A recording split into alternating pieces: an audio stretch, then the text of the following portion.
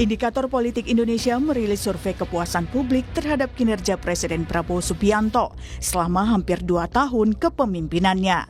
Survei dilakukan pada 1.220 responden yang tersebar di seluruh provinsi Indonesia pada 15 hingga 21 Januari 2026 dengan tingkat kepercayaan 95%.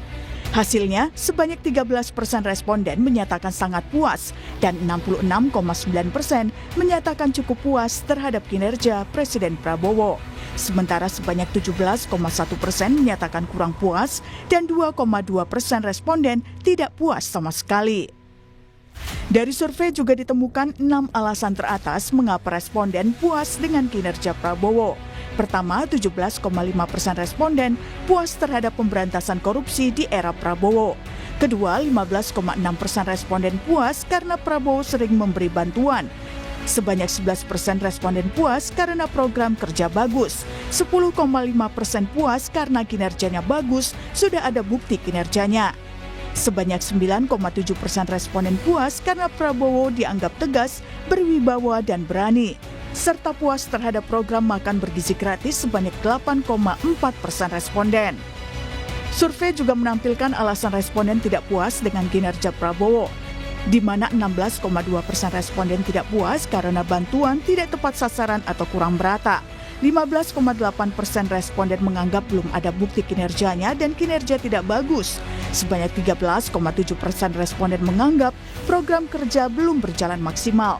Sebanyak 9,2% responden tidak puas karena ekonomi belum stabil atau memburuk, dan sebanyak 5,8% responden tidak puas karena menilai lapangan pekerjaan susah didapat. Serta sebanyak 4,4% responden merasa tidak puas karena menganggap korupsi masih merajalela. Hasil survei ini pun ditanggapi Gerindra sebagai partai asal Prabowo. Ketua Harian Partai Gerindra, Sufmi Dasko Ahmad bilang, hasil survei indikator politik soal ketidakpuasan publik justru jadi perhatian Gerindra dan Presiden Prabowo. Faktor ini dianggap sebagai catatan yang harus dievaluasi dan diperbaiki. Ya, yang pertama, approval rating itu kita anggap sebagai sebuah masukan, juga sebuah evaluasi, juga buat introspeksi. Karena dari approval rating itu juga masih ada yang kita lihat juga berupa catatan-catatan yang tentunya justru catatan-catatan itu yang menjadi perhatian kami, menjadi perhatian pemerintah, menjadi perhatian Pak Prabowo untuk dijadikan bahan introspeksi untuk perbaikan ke depan. Walaupun mungkin sekitar 2-3%, tapi itu cukup berarti dan penting menurut kami menjadi bahan masukan. Ya. Termasuk soal meningkatkan ekonomi dan pemerataan bantuan. Iya, betul. Sementara itu, PDIP menilai angka bisa berubah jika pemerintah tidak bekerja keras memperbaiki ekonomi dan menangani bencana.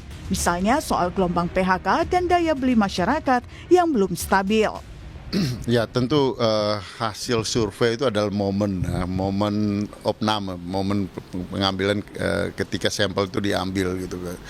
Oleh karena itu memang tentu dia bisa berubah gitu. Cuma kalau dengan angka ya 79 yang masih mendukung relatif baik gitu. Tapi angka itu juga bisa cepat berubah kalau kita lihat dari situasi, dan masih 17%, kemudian 2% yang sangat tidak puas, 17% yang tidak puas, dan yang 2% yang sangat tidak puas. Itu tentu ya saya kira warning juga buat pemerintah untuk ya lebih meningkatkan kinerja. Dalam survei, indikator politik Indonesia juga menemukan jika angka kepuasan publik terhadap Prabowo tertinggi dibanding presiden sebelumnya, seperti Susilo Bambang Yudhoyono dan Joko Widodo. Tak hanya itu, approval rating yang diterima Presiden Prabowo juga dikarenakan dukungan ganda, termasuk dukungan elektoral dari Presiden ke-7 Joko Widodo. Tapi kelas menengah ini itu sangat rawan. Pertama, mereka tidak dapat bantuan sosial. Saat yang sama, tekanan ekonomi, ya, kalau kita lihat dari data ada 19 juta gitu ya, masyarakat yang unpaid workers, ya, mereka yang bekerja tapi nggak dapat upah. 31 juta, ya, mereka yang pekerjaannya itu tidak jelas, ya, serabutan, gitu ya. Tetapi tidak bisa disebut miskin. Jadi Kemudian ada 7 juta warga yang betul-betul pengangguran. Nah ini jadi PR buat pemerintah. Lalu apa yang harus menjadi sorotan lebih dalam survei ini? Tim Liputan Kompas TV.